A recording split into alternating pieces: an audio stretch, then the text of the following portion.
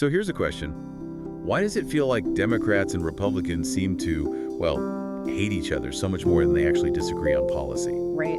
And how did a single vote come to signal everything about you, your neighborhood, what you watch, even your religion? It's a huge puzzle, and it's really unsettling. It is.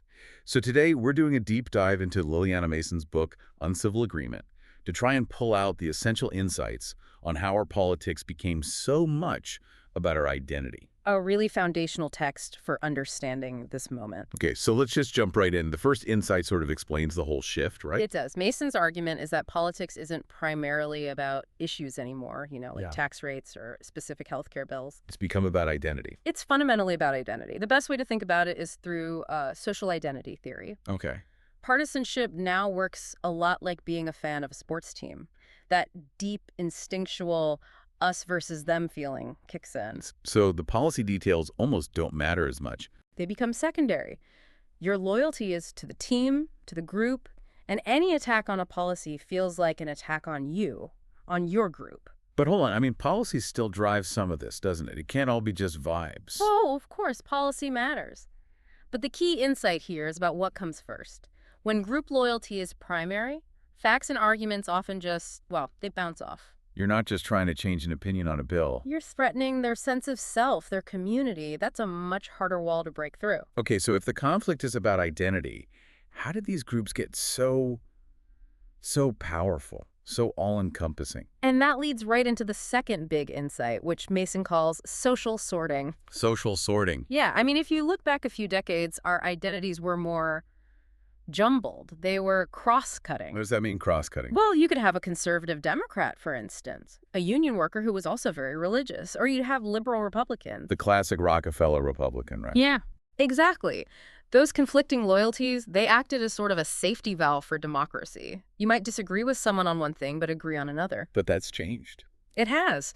Over time, our core social identities, things like our race, religion, where we live, our ideology, they've all started to stack. Stack up. Right. They line up perfectly with a single party label. So now, being a Republican often means you're also conservative, white, Christian, and live in a rural area. And being a Democrat often bundles together being urban, more secular, perhaps non-white. Precisely. We've gone from having lots of identities that created bridges to the other side to these huge, reinforcing mega-identities. And a single vote now signals this entire way of life. An entire way of life. So what's the consequence? This tribal sorting has to have a dangerous outcome. It does, and this is probably the most important takeaway. It leads to what scholars call affective polarization. Affective. What does that mean here? Is it just anger? It's deeper than just anger. It's emotional hostility. It's a growing dislike and, maybe more importantly, distrust between the two groups. Even if their policy disagreements haven't actually gotten that much wider. That's the key finding in the data. The emotional gap, the dislike, has grown much, much faster than the actual gap on most policies. Wow. And this leads to something really destructive. A victory at all costs mentality. In some experiments, people will literally give up money or a policy they want. Just to make sure the other side loses. Just to make sure the other side loses, compromise becomes impossible. Because the goal isn't a better policy. The goal is for your team to win. So let's pull this all together. We have this massive shift from fighting over issues to defending our identities. And the sorting of our lives into these two huge separate megagroups. And the result is this deep emotional hostility that values winning over everything else. Right. And Mason's final point is a really challenging one. Because this polarization is identity-based, she says information alone won't fix it. So more facts, more policy papers. That's not the answer. Because it's not an information problem, it's an identity problem. Facts have a very hard time penetrating our sense of who we are, which leaves a final provocative thought for you to mull over. Okay.